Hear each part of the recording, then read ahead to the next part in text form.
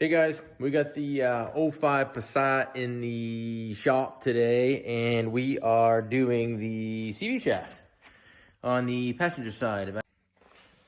So there's a better view of the shaft. She was popping pretty good and lost the clamp. I got hung up on a stick.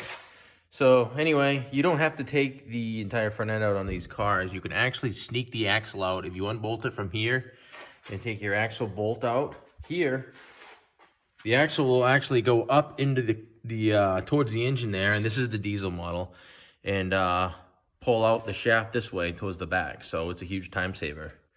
Little tip for you. I'm sure all you Volkswagen guys knew that, but I'm not a Volkswagen guy, so learn it as I go.